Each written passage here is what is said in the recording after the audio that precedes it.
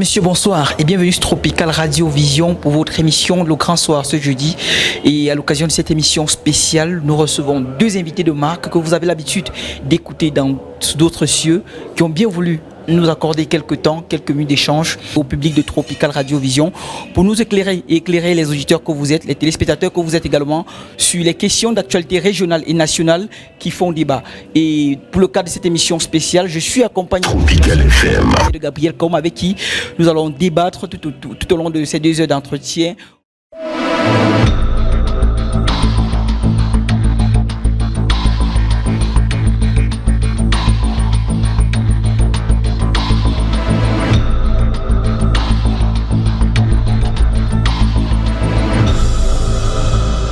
Merci de nous rejoindre sur Tropical Radio Vision et d'être des nôtres pour ces 2 heures d'échange. Et au cours de cette émission, comme je le disais, je suis accompagné de Gabriel Com avec qui nous allons enrichir ce débat.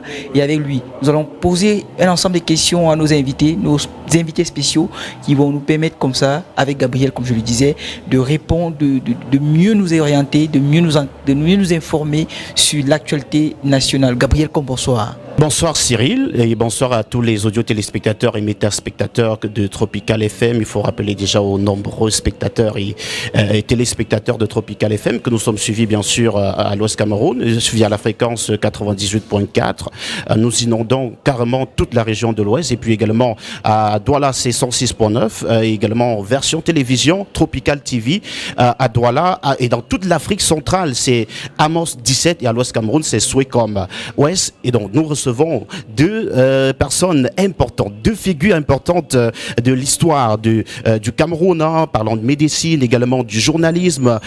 Quand on parle d'Henriette Dekwe, ce sont des voix marquantes de l'histoire du journalisme au Cameroun. Et puis également, quand on parle du professeur Baïbay, qui est un éminent professeur en médecine, qui a formé pas mal de médecins, et donc on devrait quand même, je pense pour moi, leur célébrer parce que ce sont des personnes inspirantes qui devraient notamment être voilà, on devrait avoir des moments pour parler d'eux, pour également saluer ce qu'ils ont fait pour le Cameroun, surtout pour la médecine, également pour le journalisme. Et quand on parle d'Henriette Dekwe, c'est également son militantisme, son engagement, et également quand on parle du professeur Baïbek, c'est son engagement à travers la défense des droits humains, des droits de l'homme, et également son implication justement en parlant de médecine au Cameroun. Alors on va commencer parce qu'on parle, on dit honneur aux dames. On va commencer naturellement par Madame Henriette Dekwe qui a voulu bien être là comme invitée et surtout partager, comme tu l'as dit tout à l'heure, bien sûr, son intelligence avec nous ce soir sur ce plateau. Bonsoir Madame Henriette Dekwe. Bonsoir.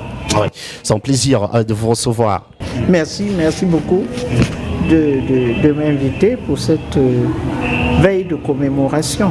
Effectivement, ouais, le professeur Baïbé qui est là, le célèbre professeur. Il n'y a pas une messe de dimanche où il n'est pas invité, même à Madame Henriette Dekwe. Et sur les plateaux, on voit que le professeur Baïbé le plus souvent avec ses sorties, qui est très relayé sur les réseaux sociaux. Bonsoir professeur et bienvenue. Bonsoir monsieur, merci beaucoup pour m'avoir donné la parole. Je dois tout de suite vous rectifier. Henriette Dekwe et moi, c'est maître et élève. Pourquoi maître et élève? Dans la maîtrise et dans le parcours du nationalisme, c'est elle le maître et moi je suis l'élève. D'accord. vous répondez. Mais tant mieux, parce que les gens ont tendance à croire que ben ne respecte personne. D'accord. Elle pense, elle dit, elle demande nos avis et nous faisons ce qu'elle décide. D'accord. Parce que les parcours ne sont pas les mêmes. Ok. D'accord. C'est pas parce qu'on me voit trop. Maintenant, parce que nous avons encore beaucoup d'énergie. Parce qu'elle ne nous a pas formés pour rien. Évidemment. Et quand on observe, on voit qu'elle est en train de nous passer la main. C'est ça qu'on demande aux partis néocolonialistes. On ne dit pas tout le temps que le patriarche, vous ne pouvez pas remplacer le patriarche. Ça, on refuse. Ok. D'accord. Moi, j'aimerais être encore raccord, même avec les petits Jacob qui viennent. Mais on voit le plus souvent on veut le pouvoir en campagne, comme on dit, des meilleurs Il faut qu'on les retrouve. D'accord. Mais pas qu'ils viennent nous perturber les dimanches pour nous dire que même quand Dieu l'appellera, ce sera le Père. C'est ça qu'on trouve laid et inacceptable. À ce moment-là, ils se comportent à notre avis comme on doit les traiter. Mais ça se passe le plus souvent entre les professeurs et les docteurs le dimanche, professeur Baye-Beck. Non, l'éthique, c'est un problème d'éthique fondamentale. D'accord. Lorsque vous ne respectez pas l'éthique fondamentale. Et l'éthique fondamentale, c'est le mensonge. Tu ne peux pas nous dire, il y a moins de 2 ou 3 ans, que tu ne peux pas accepter les régimes qui mettent 30 ans au pouvoir. Et tu commences à faire une longue démonstration D'accord. sur un régime de 42 ans que les évêques contestent. Tu ne peux même pas nous démontrer que tu aimes ton père. On a des doutes même sur le respect, la considération de l'amour que tu as pour ton père. Oui. Tu peux emballer ça. Alors, en cette veille de commémoration, Madame Henriette Dekoui, voilà, on va revenir sur l'histoire peut-être d'Ernest Ouandié. Mais qu'est-ce que ça vous rappelle et pourquoi vous êtes, beaucoup se demandent pourquoi vous êtes à l'Ouest, certainement pour cette veille de commémoration. Mais qu'est-ce que ça vous rappelle cette fusillade, on sait qu'il a été fusillé, Ernest Ouandié. Bon, Ernest Ouandié, c'est un homme dont la stature devant un tribunal militaire et devant la mort a ébloui notre génération. On avait 21 ans, 22 ans quand Ernest Ouandié est passé au tribunal et le président Ahidjo a eu cette erreur de diffuser le procès. Oui. Parce que le procès va s'ouvrir comment? Ernest Ouandié et Dogmo sont arrêtés. En août 1970. Ils sont arrêtés, mais on ne sait pas quand est-ce que le procès va avoir lieu. Oui. Et la presse étrangère débarque au Cameroun pour savoir si ce procès sera équitable. Les gens ont peur. Les gens se demandent si Ahidjo, qui a entre les mains un chef historique de l'UPC, est-ce qu'il va le juger? Et son ministre de la Justice passe à la télé pour dire non, nous n'avons pas peur. Le Cameroun est capable de juger Ernest Ouandié et Monseigneur Dogmo dans un procès équitable, ce dont tout le monde doute. Le ministre va prendre la parole, je crois que c'est le ministre Sabaneko, qui va donc discuter avec la presse étrangère. Oui. Et à l'époque, il y avait d'autres procès. Il y avait le procès de Burgos, où il y avait en Espagne, où il y avait un grand dictateur qui s'appelait à l'époque Franco. Voilà. Alors, ce qui va nous séduire, nous les jeunes, c'est que quand ce monsieur passe au tribunal, il assume ce qu'il est, c'est-à-dire le patron de l'UPC. On a perdu Ernest Oumniobé en 58 et en 60, on a tué le président Moumié à Genève. Donc le patron du parti, il décide, à l'époque, on est en 60, c'est lui qui conduit les obsèques de Félix Moumié. Oui. Et il décide d'entrer dans le maquis. Et c'est fait en septembre 1961. Il est le chef politique qui est resté le plus longtemps dans le maquis parce qu'il entre dans le maquis en septembre 1961 et il est capturé en août 1970. Voilà. Donc la stature de l'homme qui aurait pu dire que à l'époque, ce qui se passait en réalité en pays bamileke, c'est qu'on a corrompu le pays bamileke. Et le président Ernest Ouandjé n'était en sécurité nulle part. Et les camarades militaires disaient que à partir du moment où le commandant, c'est-à-dire Ernest Ouandjé, est obligé de changer tout le temps de QG, ça veut dire qu'il n'est plus en sécurité. Et c'est ce qui va l'amener, parce qu'il doit essayer de se soigner, ce qui va l'amener donc à prendre contact avec Monseigneur Ndogmo. Monseigneur Ndogmo lui envoie la voiture. On vient chercher Ouandjé dans le maquis avec Njasep Mathieu. Ils vont, Monseigneur Ndogmo va les amener dans une plantation, dans la banlieue de Mbanga qu'on appelle Maleke. Il y a une grande plantation. Et là, il laisse Ernest, on l'appelle camarade Émile, avec Njasep Mathieu. Njasep Mathieu, lui, son nom de lutte, c'est Ben Bella. Ils sont donc tous les deux dans la plantation. On est au mois d'août. Ndogmo part. Et à un moment donné, Ernest Ouandjé dit à Njasep, il faut qu'on essaye de voir un peu où on est. Parce que Ndogmo, qui a notre contact vers l'extérieur, est parti. C'est comme ça qu'ils sortent donc. Au mois d'août, il pleut. Et c'est là qu'ils se rendent compte qu'il y a des pas, des empreintes, des chaussures. Des chaussures. C'est là que le camarade Émile, donc Ouandjé, dit donc aux camarades, il faut que chacun, on se sépare. Njasep va se retrouver en Konsamba et le camarade Émile à Mbanga. Bon, donc je vous disais que ce procès a été, en attente de ce procès, il y avait une médiation, une médiatisation, je veux dire, de cette affaire-là. Toute la presse internationale est descendue au Cameroun pour savoir si nous étions capables de tenir un tel procès. Alors, le procès a donc lieu. On annonce la date du procès le 26 décembre. C'est-à-dire que les gens se sont dit, bon, puisqu'on arrive au fête de Noël, il n'y a rien de nouveau, donc on n'attend plus le procès. Et c'est là qu'on annonce que le procès va s'ouvrir le 26 décembre à Yaoundé au tribunal militaire. Bon.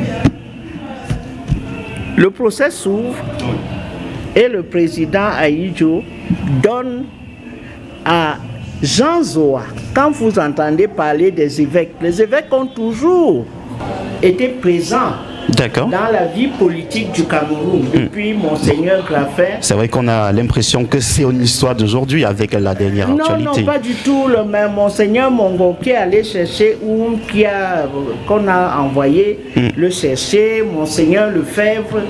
Les évêques se sont toujours impliqués dans la vie politique du Cameroun, dans la gestion de l'administration coloniale. Il faut dire ça, coloniale. Bon, alors, le président demande donc à Jean Zoa de devenir le chroniqueur du procès. Et Jean Zoa passe à la télé, à la radio, on n'avait pas de télé, Radio Cameroun, tous les jours pour appeler à la peine de mort pour son collègue, l'évêque de Konsamba, c'est-à-dire Ndogmo. Bon. Donc nous, qui suivions ça, les jeunes, on était éblouis par ce monsieur qui est en train d'aller à la mort et il n'a pas peur.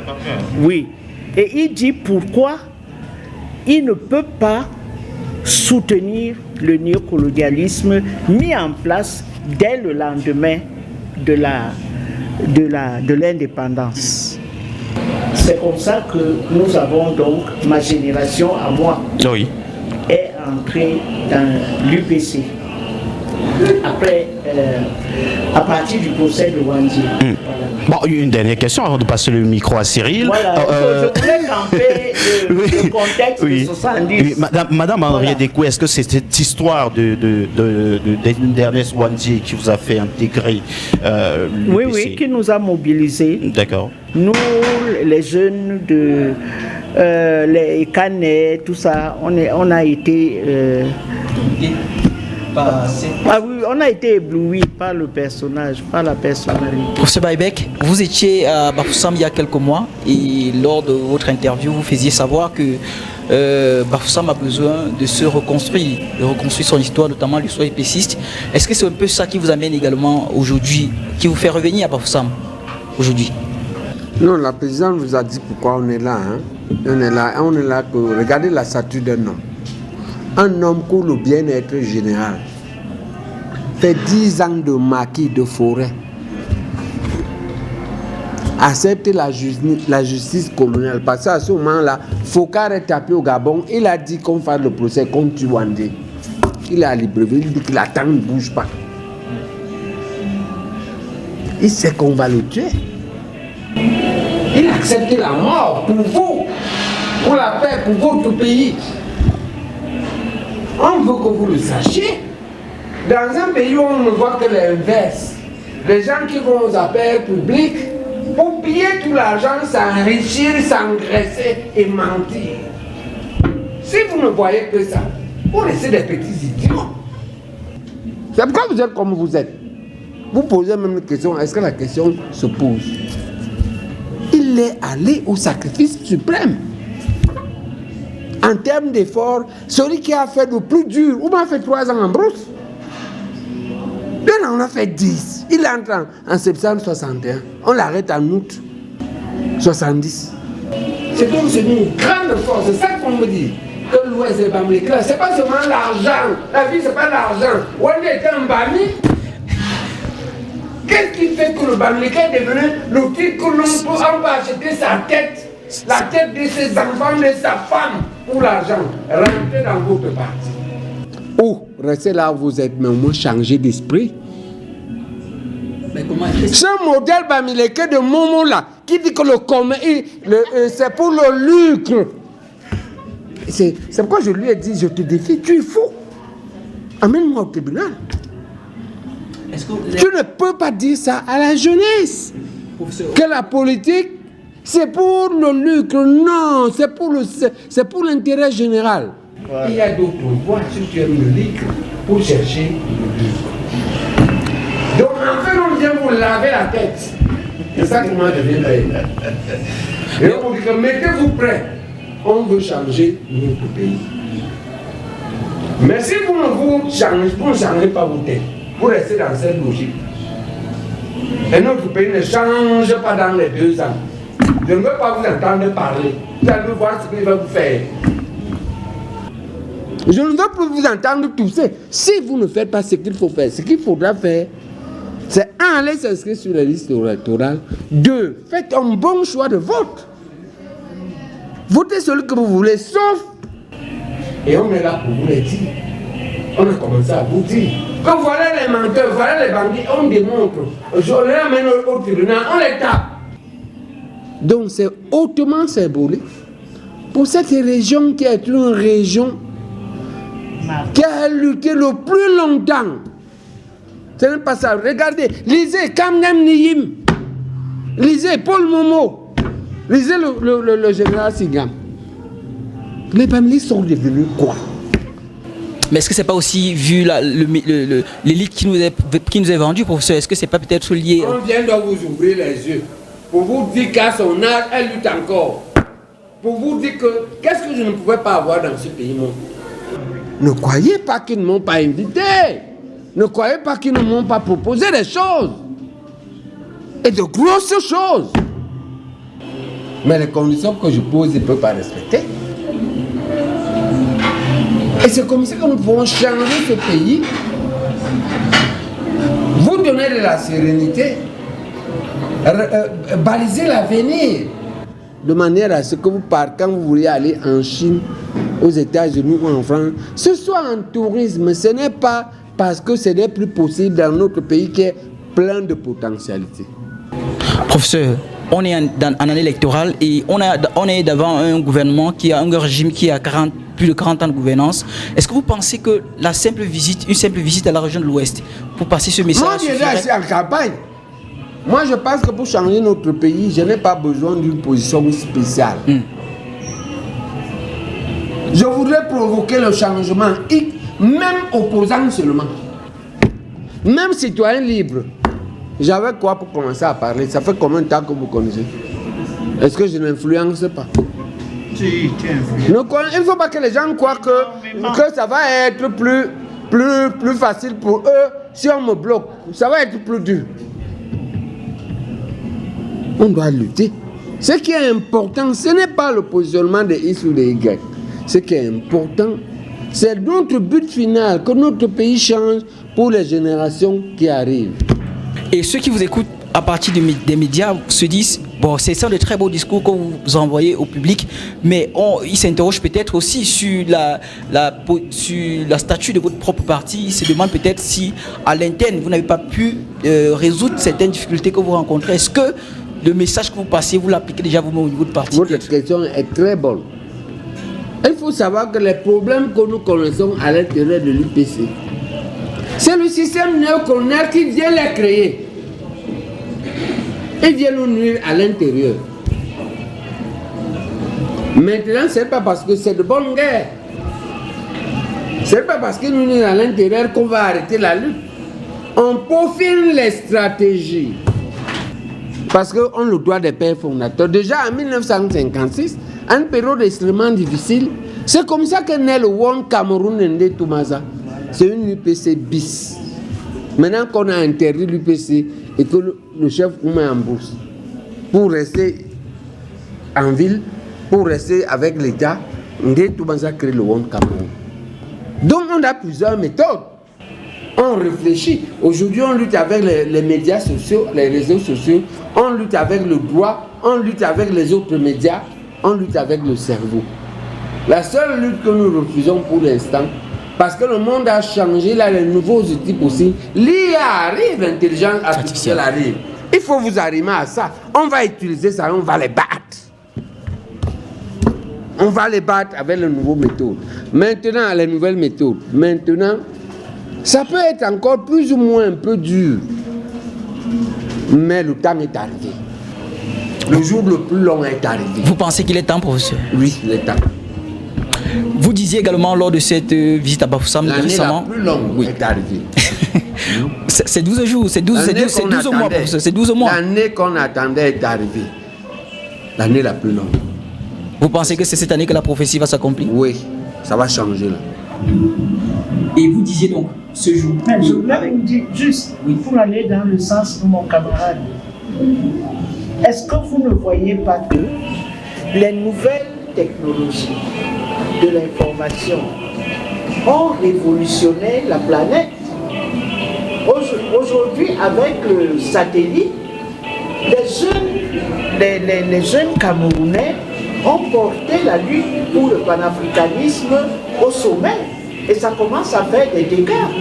Et ce n'est pas par hasard, c'est parce que dans cette chaîne, il y avait des UPCistes. Et c'est eux qui ont hissé le drapeau du panafricanisme. Et quand il dit on va lutter aussi avec ça, nous lutterons avec tous les instruments en notre possession. On ne prendra pas des armes, mais ces instruments sont déjà assez puissants pour mettre à terre les petits dictateurs. On va sortir un peu de l'UPC pour s'intéresser à l'engouement autour des élections présidentielles qui se vivent depuis quelques temps au Cameroun. Et professeur, vous disiez, je reviens encore sur cette question, vous disiez quand vous étiez ici à Bafoussam dernièrement qu'avec un peu de chance, je reprends vos mots, on va trouver les 5 plans faits parce que reconstruire le Cameroun sera dû comme un enfer. Je voulais vous demander, pour ouvrir ce débat sur les présidentielles, est-ce que vous aviez à trouver les 5, professeur? On n'a pas trouvé les 5, mais on n'est plus à 20. La shortlist, la liste continue. Des gens sortent de la liste, soit volontairement, soit parce qu'ils remplissent par les critères. Ça fonctionne, c'est un laboratoire. Ok?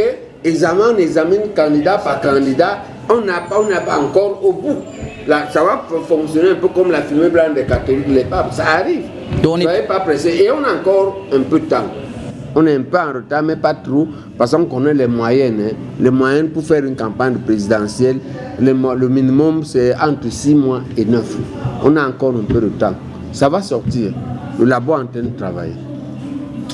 Mais c'est déjà réduit. L'effectif est réduit. Peut-être maintenant, je crois qu'on a 8, ça va. Alors qu'on était quand je vous parlais, on était à 12 au moins. Ouais.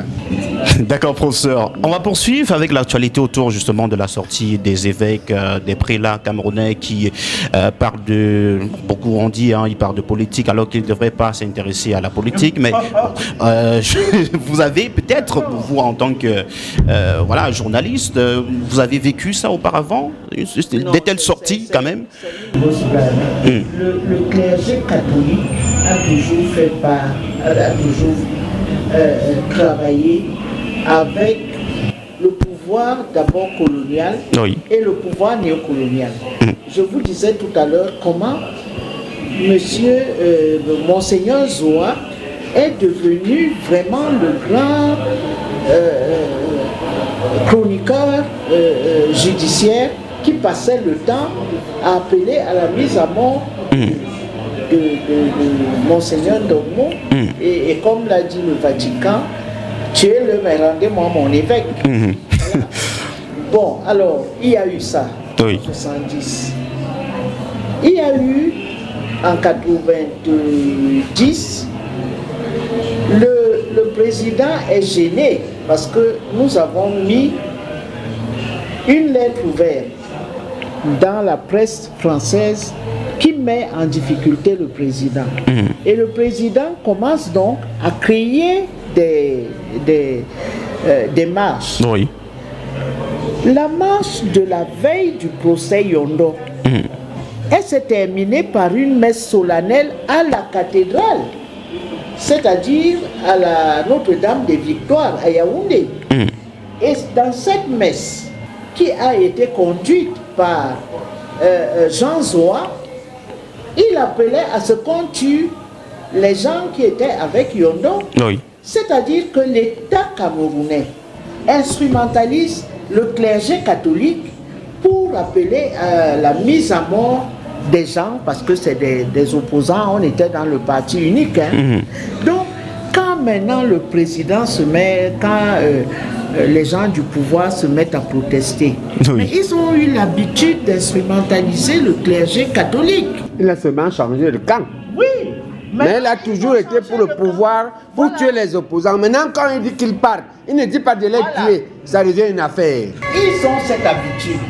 C'est quand monsieur le cardinal Toumi, et je vais vous dire, quand le cardinal Toumi apparaît sur la scène comme un évêque du Nord, mais qui est très regardant de la démocratie et tout, l'UPC dépêche un émissaire pour aller voir le cardinal Toumi et lui proposer, en cas de tenue de la conférence nationale souveraine, il faut dire que la conférence nationale souveraine, c'est l'actualisation de la table ronde qui était dans le programme de l'UPC, la tenue d'une table ronde. Donc, comme les UPCistes ont rédigé la plateforme de la coordination de l'opposition, ils ont réactualisé ça en mettant conférence nationale souveraine. Donc, on va voir le cardinal Toumi, et Toumi accepte. On est en 91, on est en pleine lutte pour la conférence nationale. Mais Toumi, qui est donc devient cardinal en cours de route, peut-être parce que le Vatican pense que c'est un monsieur qui est calme, qui est regardant sur les droits de l'homme, etc. La présidence de la République commence à l'appeler l'Anglo-Bami. Pourquoi il est Anglo-Bami? Parce que Fundi est un Anglo-Bami, et donc on assimile le cardinal Toumi à un Anglo-Bami. Donc là, il y a eu rupture avec le clergé catholique, et la présidence a commencé à prendre en grippe le cardinal Toumi quand il a proposé qu'il y ait une conférence du all anglophone pour désamorcer la crise du Nozo, évidemment, le président, le pouvoir a refusé. Parce que désormais, les prélats ne sont plus sûrs. Pas du tout. D'ailleurs, dès le lendemain de la mort du cardinal Toumi, Cléda prend la parole pour dire que le régime là a duré et qu'il ne fait pas de bonnes choses. Le peuple camerounais souffre parce que c'est des leaders d'opinion. Donc, quand Cléda parle, c'est quand même la congrégation catholique la plus importante, enfin avec Yaoundé bien sûr. À partir de là, on commence à prendre en grippe tous les prélats. Parce qu'ils ne sont plus du côté, comme l'a dit le camarade Baïbek, ils ne sont plus du côté du pouvoir et deviennent des ennemis. Voilà. Professeur Baïbek, il y a André Luther Meka qui, la semaine dernière, dans l'une de mes productions matinales, me disait qu'on devrait recadrer l'évêque de Yagua pour sa sortie, parce qu'il a parlé de diable, pour illustrer justement, c'était une figure peut-être de style, mais il pense qu'on devrait le recadrer dans sa sortie. Il a dit qu'il fallait même que le diable prenne le pouvoir et on verra ce qui va se passer après.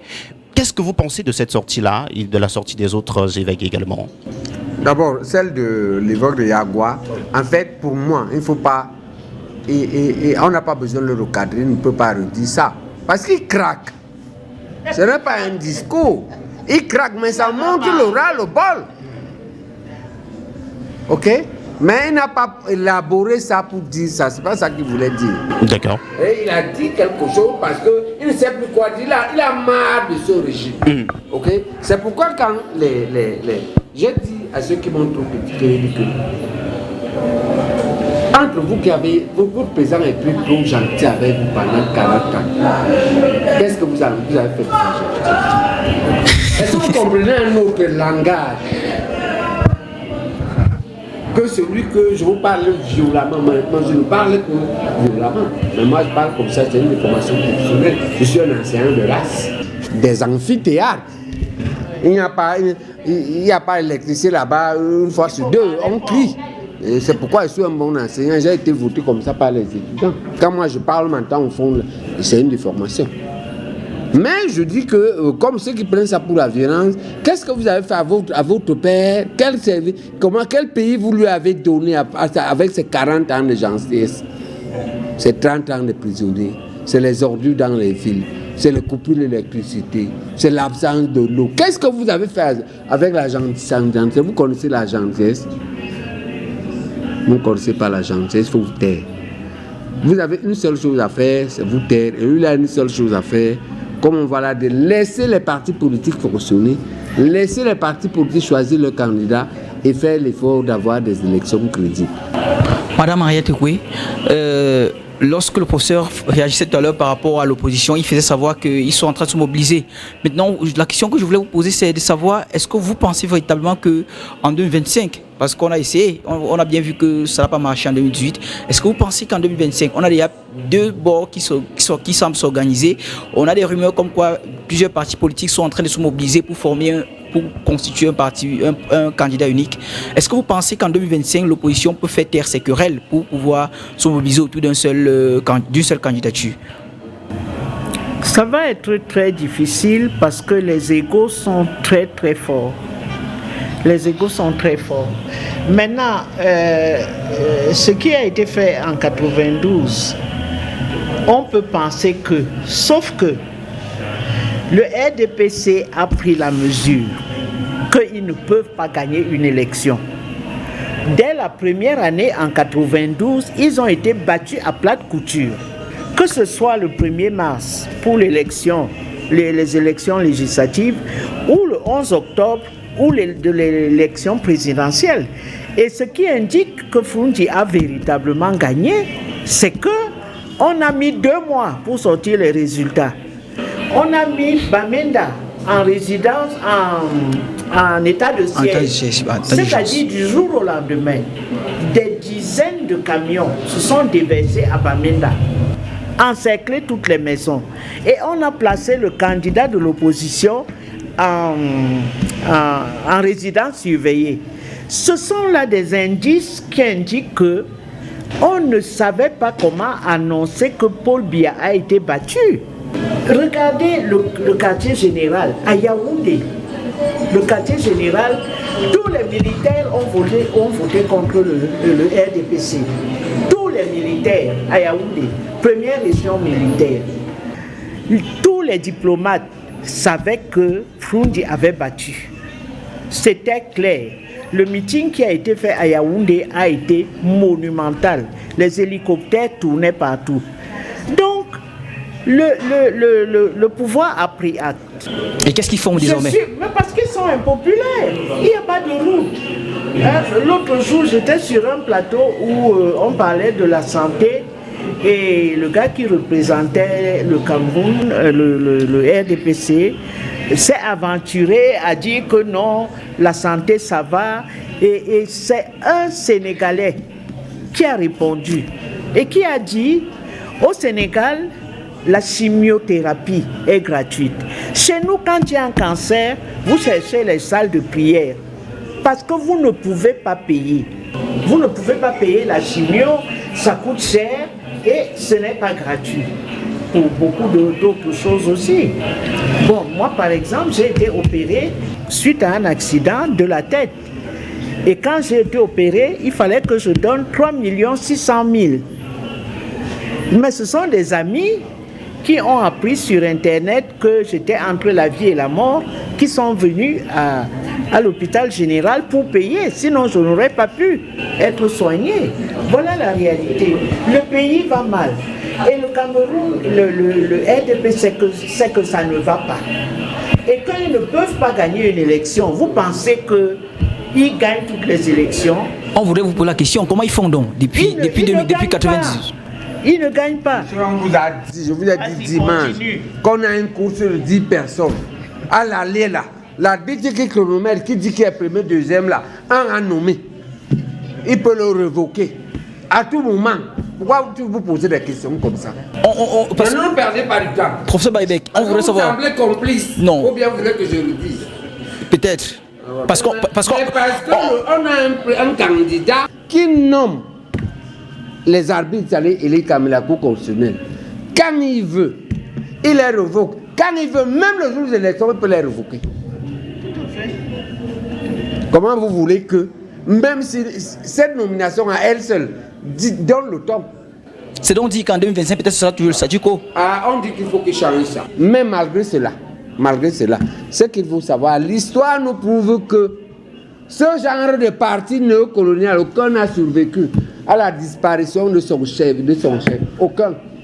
Où est l'UNC? Ils disparaissent toujours. Même celui qui a parti le moins brutalement possible, c'est le Parti socialiste au Sénégal. Et parce que Senghor est parti très élégamment. C'est ça la République. Okay? Donc, la mort du RDPC est là-bas, est visible. Il va disparaître bientôt, c'est sûr.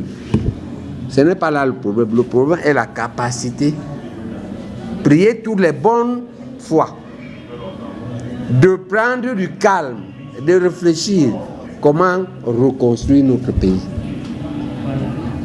Vous en particulier les jeunes, comment reconstruire notre pays par nous-mêmes, pas par des partis que les colons nous ont dictés. Parce que le RDPC dérive est un enfant de l'UNC. L'UNC est un enfant de l'UC. L'UC, c'est Mesmer qui a créé. Et avec Ojoula, ce n'est pas nous. Ce que nous on avait créé s'appelait l'UPC. Pas nous, pas comme moi. Mais on va dire les faits fondateurs. D'accord? Il crée un parti, il pense le pays. Mais simplement nous perdons la guerre, parce que c'était la guerre. Et on corrompt donc nos frères. On crée un parti pour on leur donne. Mais ils doivent seulement piller le pays pour donner. Mais évidemment, ils ne sont pas bêtes. Quand tu pilles pour aller donner là-bas, tu prends pour toi en route. C'est pourquoi ils sont comme ça. À la fin, tu deviens même un grand voleur. Parce que même si on se libère de lui, toi, tu as déjà pris l'habitude de trop manger, trop boire, trop vivre et voler. C'est difficile maintenant de quitter. Ça fonctionne comme la drogue. Donc, il y a une thérapie à faire à nos frères, c'est nos cousins, c'est nos parents. On veut bien s'aventurer sur le chemin de la reconstruction, professeur, mais on ne saurait reconstruire peut-être en restant sur vos propos avec le système en place actuellement. On saurait reconstruire comme le système va tomber avec le parti. C'est-à-dire que dès que le Dieu appelle, c'est le Rubicon. D'abord, premièrement, on peut gagner les élections. C'est la question que je voulais vous poser, donc, professeur. Comment? On peut gagner par le vote massif. On peut gagner. C'est pourquoi on appelle à votre adhésion. Si vous adhérez, si vous vous inscrivez sur les listes électorales, si vous acceptez d'être des scrutateurs pour aller compter les voix, d'accord? Si vous acceptez de faire des sommations du C, si on avertit les gens de l'ECAM que moi je vais les mettre en prison, tu triches, on fait le constat du C, je vais t'enfermer, je vais dire ça au chef à la télé. Vous allez voir comment vous faites. On peut gagner. Parce que ça peut être difficile de compter, de transformer trop d'échecs. Tu ne peux pas transformer 80% en 30%, c'est dur. Ce que tu peux faire, c'est transformer 45%. Mais quand c'est 80%, tu vas te fatiguer, non? Mais le monde a aussi changé maintenant. Avant, il n'y avait pas les réseaux sociaux. Avant, il n'y avait pas les caméras partout. Maintenant, vous me filmez partout, je ne connais pas vous. Après, avant, il n'y avait pas l'intelligence artificielle. Vous me filmez, après, vous montrez que je suis en train de boire. Parce que moi, je bois. D'accord? Donc, il y a beaucoup d'outils. Il y a le trop, c'est trop. Si on ne gagne pas là, c'est notre échec. Mais, pour éviter le bain de sang, c'est pourquoi j'ai écrit on peut arriver au bain de sang, professeur? Oui, on peut. On a écrit ça clairement. Le mot qu'ils évitent, on a vomi le mot. Ça n'a pas aggravé la guerre civile qu'ils ont provoquée au nord-ouest, au sud-ouest. C'est la guerre civile. Ils transforment les jolis mots, comme en même temps, ils sont poltrons et lâches. C'est le mot. C'est une guerre civile. Une guerre civile, c'est une guerre entre une armée d'un pays et une partie du peuple qui est en rébellion. Ok? Bon. Et donc, on disait que pour éviter que ça s'aggrave, et donc limiter le nombre de décès, le nombre d'amputés, le nombre de veuves, le nombre d'orphelins, moi je ne voudrais pas assumer ça.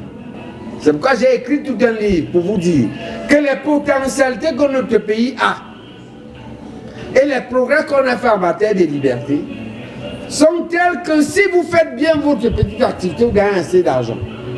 Si vous gérez bien votre argent, vous avez une petite vie tranquille avec votre copine, votre fiancée ou votre femme. Ça vous suffit pour vivre et continuer la lutte. En fixant la ligne rouge, on dit comment il faut faire pour que les élections soient objectives. S'ils ne font pas ça et qu'on gagne, ils arrachent, on continue la pression. Moi, on fixe une ligne rouge, au moins on va vous dire, laissez-les. Vous n'allez pas vous suicider pour la persistance au pouvoir d'un homme qui a seulement encore 5 ans. Comme il meurt là-bas à 100 ans, il a déjà, dans 5 ans, avant 7 ans, il aura 100 ans. Sa famille meurt à 100 ans, on sait. On ne peut pas dire que je l'injure là. C'est plutôt bien, Dieu les a bénis. Ok? Donc il va partir. Et son départ correspond à la mort totale du RPC. Nous, on doit même commencer à réfléchir. Comment on va faire pour résister et échapper au désordre que le RDC va s'aimer dès qu'il sera mort. Donc on a dit, je sais, ou les élections ou le départ du vieux, on doit se préparer, ils vont faire du feu. Pourquoi? Parce que leur fortune qu'ils ont accumulée, ils vont se battre. Premièrement. Deuxièmement, ils doivent survivre après. La survie après va être difficile. Parce qu'avant, on survivait. Comment on survivait? Quand tu voles ici, tu vas rester à Paris, à Bordeaux, à New York ou à Toronto. C'est devenu dur. La base les attend là-bas. On ne sait plus où ils vont vivre. Il y a beaucoup là. Et ce n'est pas la première fois qu'on voit ça dans l'histoire. Les principaux tenants de l'idéologie nazie en Allemagne qui ont provoqué la Deuxième Guerre mondiale, le 30 avril 1947, Hitler se suicide. Celui qui était comme Petit Jacot, l'idéologue, il faut aller lire Goebbels. Le 2 avril, 2 jours après Hitler, il tue ses 6 enfants au cyanure. Et tue sa femme avec l'arme, il se tue. Les Mourinairs là ne peuvent pas vivre ailleurs, ils vont se suicider. Et il va aller vivre où? Dites-moi, peut-être c'est sa femme il est du sud, tu connais son village. Peut-être là-bas encore. Qui? Qui? Moulinette, non? Moulinette. Oui. Ouais, sa femme est du sud. Oui. Ils vont vivre. Petit Jacob va vivre où? Un type comme ça. Vous l'appelez Petit Jacob? C'est vous, c'est le nom que le Jacob. C'est vous les journalistes qui avez de l'eau. Pour rester dans les présidentielles de Vincent Professeur, en 2018 par exemple, on a eu un vent de déstabilisation des forces du changement, comme on peut appeler, de ceux qui s'étaient mobilisés peut-être pour le changement avec des messages, des discours de haine, des discours de tribalisme qui ont englouti. On leur a collé ça. Oui, qui ont englouti la preuve en fait. de ça, c'est que le chef est sorti quand même. On l'a libéré. Ce que je voulais savoir, professeur, ces discours ont englouti en fait l'engagement politique, ont englouti presque l'engagement politique qui pouvait permettre qu'en 2018 ça bascule. Aujourd'hui, comment est-ce que la jeunesse que vous conscientisez peut faire pour s'écarter totalement des discours de distraction, surtout sur les réseaux sociaux où ces discours-là pilulent de jour en jour? Comment, à l'approche d'une élection pareille, qu'est-ce qu'il faut éviter de commenter certainement? Qu'est-ce qu'il faut éviter totalement de concentrer les énergies? C'est un débat qu'on peut avoir avec eux. Mais je crois que ça dépend de la qualité des discours. C'est un débat qu'on peut avoir avec eux. Mais je crois que ça dépend de la qualité des discours. Et nous, on a un discours de qualité que l'on va continuer, quels que soient les cas. On ne le fait pas parce qu'on veut se positionner, on le fait de façon religieuse pour l'intérêt général. Et on le fera, moi, c'est juste, je le ferai jusqu'à son âge, je le ferai jusqu'à la mort. Je ne suis pas parce que je tire un intérêt. J'y suis comme je suis de l'église catholique. Vous ne pensez pas C'est-à-dire encore que l'église catholique a le paradis. Oui, madame. Oui. Oui, il y a un amalgame que fait le pouvoir. C'est de dire il y a des discours de haine, il y a des discours de haine. Non. Il y a que le peuple souffre et le peuple résiste. Ça commence par la parole. Entrez dans un taxi à Douala. Vous allez entendre, c'est le mur des lamentations. Les gens pleurent, j'ai eu ceci, j'ai fait cela, mais une personne est morte, il n'avait pas de quoi se soigner. Ou vous entendez que telle maman est morte, les enfants ont dit qu'on ne peut plus. Donc pour garder un peu d'argent, pour acheter le cercueil, on arrête comme ça les frais. Tout ça, ces discours, ça vient de la difficulté à vivre. Ce n'est pas des discours de haine. Et quand vous développez, il y a des dominants qui écrasent tout le monde. Et le petit peuple, il se fâche, il parle. Ce n'est que ça qu'il peut faire. Ce n'est pas des discours de haine. On a vu par exemple... Toutes les révolutions commencent par des discours. Ça commence, on bavarde. Après un jour, on se lève, on prend des bâtons. C'est normal. Quand il y a une telle... Hein? On dit que les Camerounais bavardent trop sans vraiment... Ils bavardent quoi? Regardez les routes. Là, moi, j'étais dans le bus tout à l'heure, je tremblais, il y avait un jeune homme, c'est lui qui me calmait. Parce que vous voyez comment le bus est en train d'aller vers le ravin, mais non, c'est pas, il évitait un trou. Hein? Et toute cette masse de gens qui meurent, on n'en parle pas. Il n'y a pas de discours de haine, il y a des discours de résistance. On en a marre et on se plaint. Voilà. Alors, une autre sortie également ces derniers temps avec l'affaire Maître Alice Ngom. J'ai eu d'ailleurs sur nos antennes la semaine dernière avec Loreda qui a été sanctionnée par le ministre de l'administration territoriale Paula Tangandi, puisque vous avez parlé de Molinex tout à l'heure. Et donc, elle a été également convoquée par le préfet du Vouré. Et puis, elle a refusé d'accepter la convocation. Après également, l'histoire s'est retrouvée devant le tribunal militaire. Qu'est-ce que cela vous inspire? Commencez par le professeur Baïbek. Le minimum de cette affaire, c'est qu'il manque de communication objective. D'accord. Le tribunal militaire est un endroit trop grave pour y amener quelqu'un. Elle n'est pas militaire. Voilà.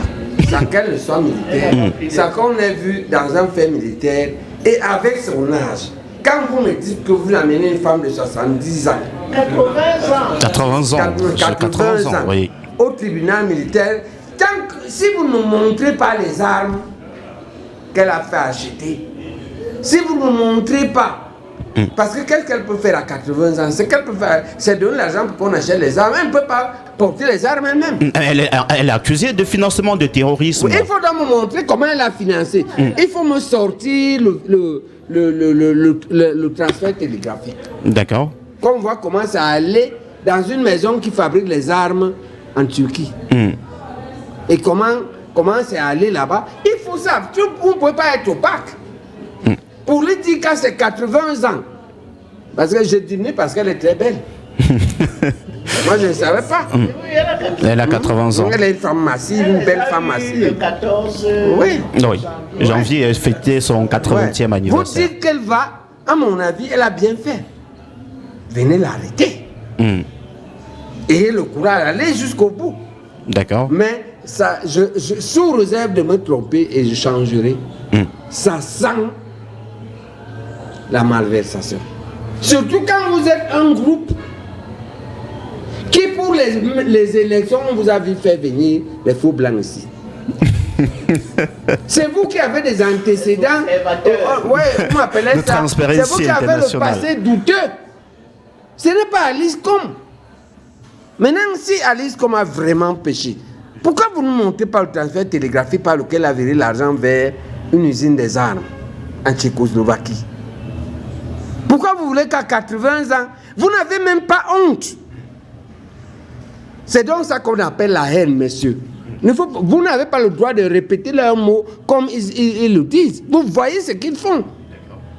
D'accord? C'est eux qui organisent la haine. Vous voulez que je les aime? Des gens qui inculpent les femmes de 80 ans, parce que c'est ça l'affaire. Une femme de 80 ans est inculpée au tribunal militaire sans un élément de preuve. Non. Pourquoi vous cachez? Qu'est-ce que ça vous, quel mal ça vous fait si vous montez le transfert télégraphique ou les correspondants? Vous avez le moyen de voir avant de virer l'argent, on fait les correspondants. Avant de virer l'argent, il y a un dossier. La banque ne vire pas l'argent sans dossier. D'accord? Il y a le dossier fiscal, il y a la déclaration d'importation. D'accord? On déclare. Maintenant, si elle voulait, dites-moi qu'elle voulait importer les voitures, c'est écrit voiture, mais en réalité, derrière, elle avait les armes, parce que la maison, là, ne fabrique pas les voitures, ou bien elle fabrique les voitures, mais derrière, il y a une petite usine qui fabrique aussi les armes. Vous ne pouvez pas aligner ça pour que je sois serein. Vous voulez que je vous suive? Vous voulez que les évêques vous suivent? Vous comprenez pourquoi un évêque Krag dit qu'il vaut mieux le diable, que vous êtes pire que le diable. Il dit même ce qui n'existe pas. D'accord. Les pires êtres que l'on connaisse vivant sur terre ou au ciel, c'est le diable. Il dit que vous dépassez le diable. D'accord. Est-ce que ça, si tu fais comme ça, tu ne dépasses pas le diable, tu dépasses quoi? Parce que quand vous posez des questions, il faut vous méfier. Vous êtes là pour éclairer l'opinion. Vous ne devez pas poser des questions de manière à ce que le citoyen ordinaire ou moins cultivé imagine qu'ils ont raison. C'est ça vos questions? Non, pas du tout. Non, mais je dis comment vous les formulez. Quand vous les formulez, oui. Le type du sous-quartier qui n'a pas fait beaucoup d'école, quoique ils ont raison, et c'est comme qui a tort. Vous ne devez pas poser des questions comme ça.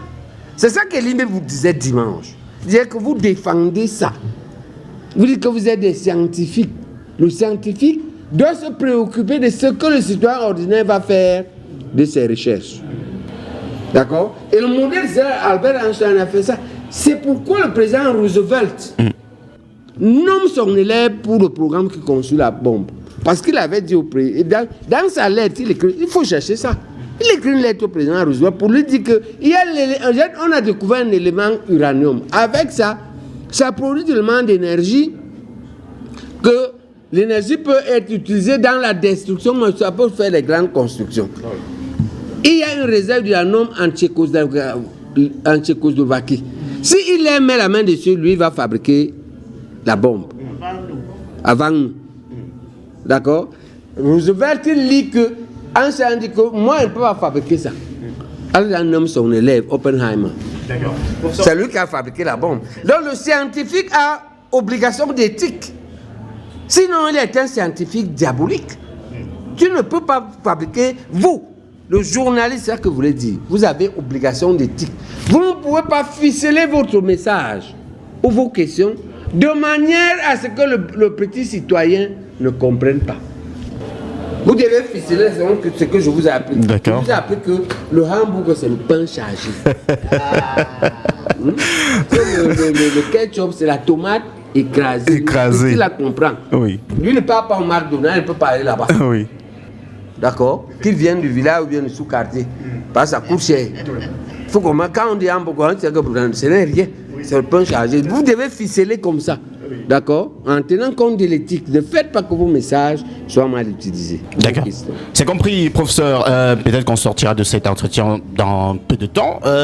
L'UPC se prépare certainement également pour les prochaines échéances électorales et puis également avec la grosse mobilisation qu'il y a autour des inscriptions sur les listes électorales qui a débuté, qui a redémarré depuis le 2 janvier 2025 dernier. Quel est le mécanisme que vous avez mis sur pied pour inviter les jeunes à massivement s'inscrire sur les listes électorales? Bon, on les appelle. L'occupation du terrain médiatique, l'occupation du terrain des réseaux sociaux. C'est avec ça qu'on espère continuer à vous mobiliser pour vous inscrire. Non seulement pour s'inscrire, mais aussi pour accompagner les élections. Il faut être scrutateur, il faut aller dans les bureaux de vote. Hein? Il faut participer au comptage. Il faut savoir filmer les procès verbaux. Oui. Il faut pouvoir faire un constat. Tu sais, quand vous avez l'impression qu'il y a tricherie, on espère que au moins pour une bonne partie, on va faire comme ça. On met la pression, il faut dénoncer. Hein? C'est ça le principe. C'est Martin Luther King qui a bien élaboré ça. Oui. Nous passons maintenant à la lutte civique. Nous avons fait la lutte armée. Hein? Je suis très content que la présidente bénisse ça. Oui. Nous allons passer à la lutte civique et digitale. Je voulais juste ajouter, merci beaucoup pour ce développement. Je voulais ajouter que l'UPC tient à ce que tout le monde se mobilise. Parce qu'il y a eu un découragement depuis 92. Et au fur et à mesure, les jeunes gens qui jouaient les vigiles devant les salles de vote, ils se sont assis chez eux, ils disent que non, ils ne peuvent plus. Il faut remobiliser la jeunesse pour qu'elle soit des vigiles de notre vote, du vote des citoyens. Soyez là, traquez les urnes qu'on va essayer de subtiliser pour aller les cacher quelque part. Il faut une mobilisation de la jeunesse pour que le vote des citoyens soit garanti. C'est important que la jeunesse se mobilise. Madame Ariel Kikoé, pour continuer dans la même lancée, j'aurais bien voulu poser la question au professeur Baïben, je vous la pose directement. Est-ce que pour les élections, il faudrait bien que l'UPC participe et avec un candidat? Est-ce que le parti a déjà trouvé un secrétaire général consensuel, puisqu'on sait qu'il y a des difficultés encore de ce côté-là? Est-ce que vous avez déjà? On est en train de travailler à cela. L'UPC tient à participer aux élections et notamment à l'élection présidentielle avec une candidature forte. Et c'est ce que mon camarade appelle le laboratoire. Nous tenons à ce que nous ayons épluché toutes les candidatures possibles. On va se battre pour être présent. Vous savez ce qui s'est passé à l'élection de 2018. Nous allons nous battre pour que le Cameroun, pour que l'UPC, parce que l'UPC c'est le Cameroun, n'en déplaise à certains, pour que l'UPC ait une voix forte pendant cette élection. Professeur, on a vu que lors de la ressortie des évêques, on a le secrétaire général de l'UPC reconnu par le gouvernement camerounais qui a fait une sortie qui allait à contre-courant de la réaction générale des Camerounais. Aujourd'hui, comment est-ce que vous comptez véritablement faire pour avoir un candidat unique? Parce qu'il y a ce côté également qu'il ne faut pas oublier, l'UPC reconnu par le gouvernement et l'UPC traditionnel. Comment vous aujourd'hui, vous battez pour avoir ce candidat? On vous a déjà dit qu'il ne faut pas considérer comme UPC tout le monde qui met le rouge. Ça, c'est pas mal. Ok. C'est-à-dire que si vous faites ça, ce que vous faites, c'est que vous voulez confondre, vous êtes chez vous, un bandit entre, parce qu'il a mis les habits de votre enfant, vous dites que c'est votre enfant qui est entré. Ouvrez les yeux, vous distinguez qui sont les UPCistes, qui ne les sont pas. C'est la première chose. La deuxième chose maintenant, pour la question de quand est-ce que le candidat va sortir, vous savez, il y a une mission au Cameroun qui s'appelait Douleur. Douleur, oui. Douleur est devenu célèbre parce que tout le monde cherchait la figure de Douleur. On peut vous faire ça, mais on connaît la date du camp. Ok? Voilà, premièrement. Deuxièmement, de façon méthodique, nous à l'UPC, ce qui compte, c'est le contenu. Peut-être qu'on peut même sortir le contenu avant. C'est-à-dire le projet de société. Pour le candidat, à un moment, on vous montre même sa demi-figure ou son œil. Hein? On veut créer là, il faut que vous le voyez. Il ne va pas venir facilement. On peut faire, c'est les commerciaux qui font ça. On peut déjà avoir un indice ici, professeur. Non, l'UPC a des hommes compétents pour le faire. On a des gens qui ont le profil. Prenez votre mal en patience, ça va arriver. Ok, bientôt. Je ne peux pas sortir de ce débat sans vous poser cette question, Madame Henriette Ekoué. Est-ce que vous pensez que on va parler ça l'acharnement, les différentes sorties du préfet du Vouri, le tribunal militaire concernant Maître Alice Com est un acharnement contre la femme à cette période électorale? Est-ce que vous pensez que c'est un peu comme pour dire à la femme, tais-toi, tu n'as rien à dire? Cette femme est une grande dame qui était, pour moi, ma génération, c'est-à-dire juste après elle, c'était un modèle. Parce que cette fille aurait pu prendre sa licence en droit, aller dans un bureau. Elle a choisi d'être dans une profession où il n'y avait pas de femmes. Et donc, d'affronter les avocats, les juges, et d'être une brillante avocate. Donc, elle mérite beaucoup de respect, beaucoup. Alors, à chaque fois qu'il y a une élection, il y a une nervosité qui s'empare du pouvoir. Parce que on doit tenir tout le monde en laisse. Qu'est-ce que vous faites? On a annoncé un laboratoire. Qu'est-ce qu'on fait dans ce laboratoire? Le Sénat est aux aguets. Chaque élection. Et je vais vous dire, pour finir, que c'est quand on est passé maintenant à l'élection, on a abandonné les marches, les villes mortes et tout, que le pouvoir a inventé les marches pour la paix. Moi, je n'avais jamais vu les arbres de la paix. On a commencé à défiler la paix. Pourquoi? Parce que si on allait à l'élection, le pouvoir allait tomber. Et donc, on commence à dire que non, il faut la paix, il faut la paix. C'est-à-dire, je vais tricher et il faut que tu acceptes que je triche. Et donc, on veut sauvegarder la paix pour que le pouvoir reste là. C'est tout. Alors donc pour rendre hommage à Ernest Ouandi et puis également pour saluer sa mémoire, est-ce que vous avez des choses à dire pour rendre hommage à Ernest Ouandi pour ce qui est de la commémoration de demain? Oui, il y aura certainement un de ces textes fondateurs qui est un texte qu'il a écrit au lendemain de l'indépendance. Nation libre et esclave. Oui. Pour fustiger le néocolonialisme. C'était au début des indépendances et ce texte-là est important. On l'a trouvé et je crois que demain il va être distribué à tout le monde. D'accord. Voilà. Avez-vous quelque chose à ajouter, professeur Baïbaïk? La présidente a tout dit, c'est elle qui conclut. D'accord. Alors, ça a été un plaisir de vous recevoir vraiment sur ce plateau, déplacé.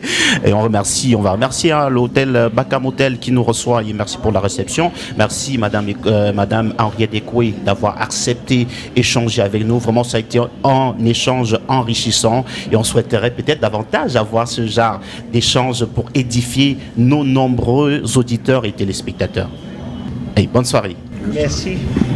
Téléspectateurs de Tropical Radio Vision, auditeurs, c'est ici que s'achève cette émission.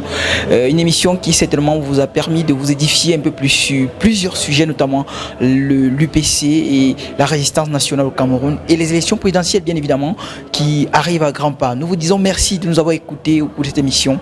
Nous vous donnons rendez-vous jeudi prochain pour une nouvelle édition que nous espérons encore plus alléchante avec un autre invité encore plus spécial. Bonsoir. 54 ans après la mort de Ernest Ouandi, l'âme des leaders nationalistes continue d'éclairer la voix des héritiers qui ont repris le flambeau de la lutte, notamment à l'Union des populations du Cameroun, où la commémoration de cette date historique a donné lieu à un pèlerinage des cadres et militants de ce parti sur différents sites historiques. Face à la chute de l'amitié, où plusieurs nationalistes, notamment Jacob Fossi, ont été propulsés, Bombo Bega procède à des rituels et incantations.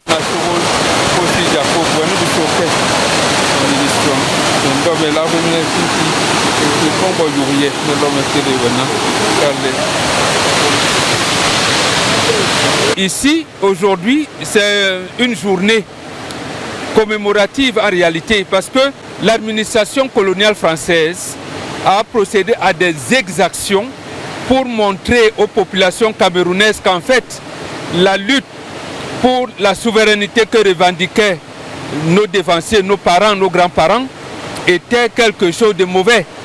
Il faudrait donc que nous disions à nos parents là-bas qu'ils ne sont pas morts inutilement et nous prenons par la même occasion l'engagement qu'on appelle le serment de continuer la lutte et qu'ils nous protègent. C'est ça qui symbolisait donc le rituel que j'ai fait là tout à l'heure. La visite de ce site historique qui incarne aussi bien la résistance et le désir de liberté des leaders UPCistes rappelle au professeur Jean Baïbek la cruauté du système colonial. Je viens d'abord comme un militant ordinaire ou comme un Camerounais qui veut renouer avec l'histoire de notre pays. Mais pour renouer bien avec cette histoire, nous devons nous rendre compte à quel point la colonisation a été cruelle. Précipiter les gens du haut de cette chute de plus de 100 mètres avec la violence des eaux qui tombent. Voilà ce qu'ont vécu les pères fondateurs. Voilà ce qu'ont vécu les Bamileke. C'est pourquoi la communauté Bamileke doit arrêter de compromettre l'émancipation de notre peuple dans des transactions financières. Ça dépasse de l'argent. L'argent doit servir à libérer le peuple. L'argent ne peut pas servir seulement à enrichir quelques-uns. Lisez l'histoire dans cette chute.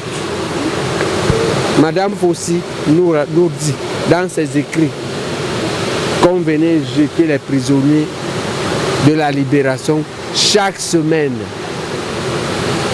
y compris son propre père. Un peuple qui ne connaît pas son histoire est un peuple sans âme. C'est pourquoi on est là pour se remémorer. Maintenant, la lutte doit continuer. Elle continue comment? Elle continue avec les nouveaux outils qui ne sont pas les armes, qui sont ce qu'on fait là, les médias, qui sont les réseaux sociaux, qui sont l'intelligence artificielle. Et avec ça, on reprend le pouvoir et qu'on corrige tous les crimes et tous les dégâts de la colonisation et des néocolonialistes. Le moment est arrivé pour qu'on se structure et qu'on libère notre pays. Présent également à cette commémoration, l'activiste André Blaise et Sama a pour sa part appelé à plus de reconnaissance nationale à ces sites historiques qui restent pour l'heure peu connus de la grande majorité des citoyens. Dans tous les pays où des grands hommes se sont sacrifiés, aux grands hommes, la nation et la partie reconnaissante. Malheureusement, ce n'est pas ce qui est encore en train d'être fait au Cameroun. Voici un espace, par exemple, qui pouvait être à titre illustratif à faire découvrir par que ce soit le ministère de la Culture, que ce soit le ministère du Tourisme. Mais malheureusement, ce n'est pas en train d'être fait. Cet endroit est un joyau architectural qui mérite d'être conservé. C'est la nature qui a fait ce cadeau au Cameroun. Mais ce cadeau qui a été transformé en tombe d'indépendance.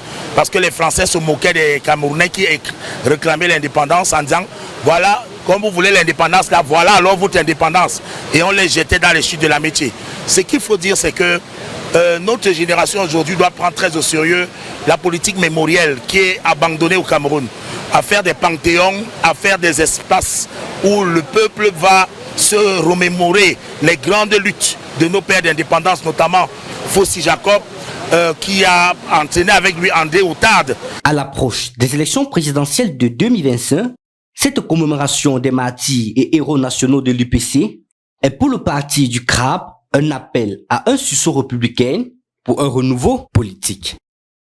L'assassinat d'Ernest Ouandjé n'aura pas été fortuite pour tous les Camerounais et Africains en général. Pour Mbongbong Bengan, journaliste et militant UPCiste, le sang versé par Ernest Ouandjé représente une spirale qui a quitté la gare depuis le 15 janvier 1971.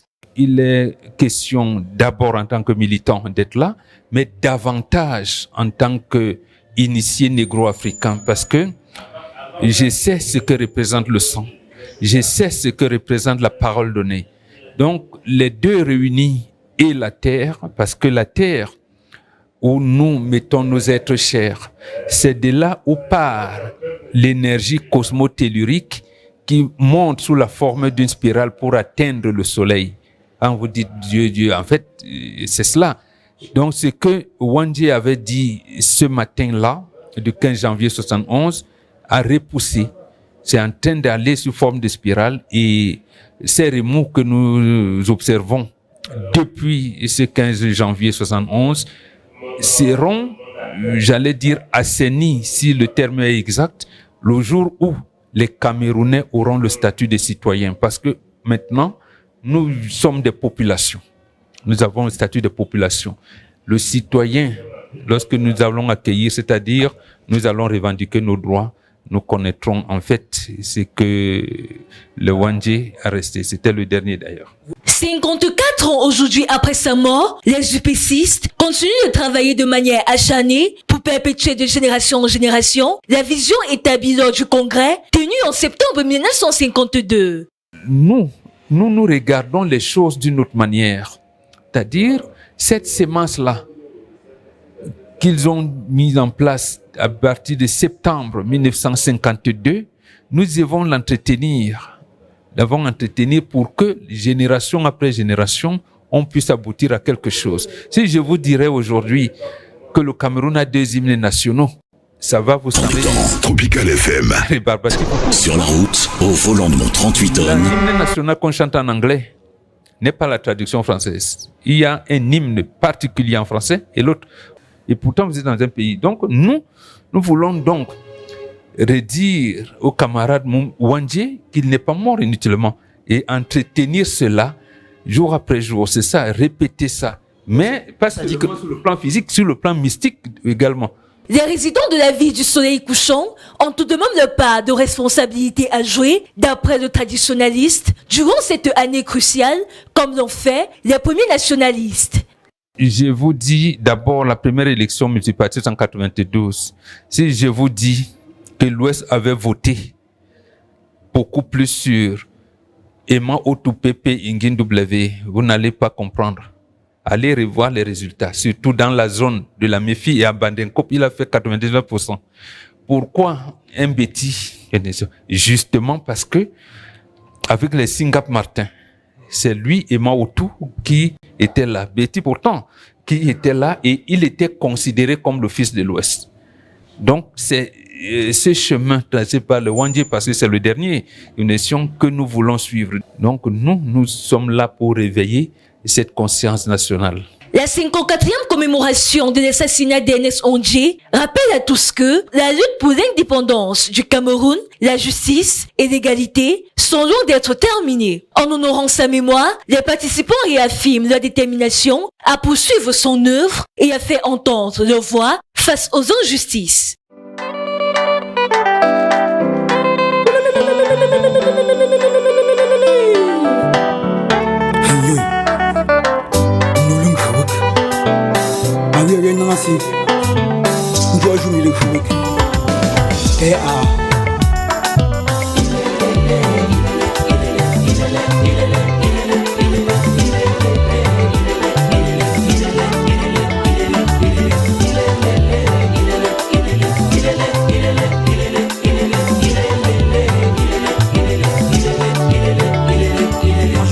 L'Afrique, j'ai des larmes aux yeux.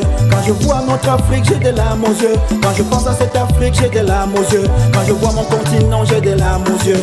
Africains, unissons-nous. Combattons la guerre et faisons la paix. Ne souillons plus la mémoire de nos frères qui ont lutté longtemps pour notre indépendance. Ils nous donnent des armes pour qu'on s'entretue. Et plus tard, ils font semblant de mettre la paix. Pourtant, ce sont eux qui ont monté cette guerre dans l'intention d'exploiter nos ressources minières. Africains, ne dormons plus. Africains, ne nous trompons plus. Africains, ne rêvons plus. Il est temps pour nous d'être réveillés. Africains, ne dormons plus. Africains, ne nous trompons plus. Africains, ne rêvons plus. Il est temps pour nous d'être réveillés.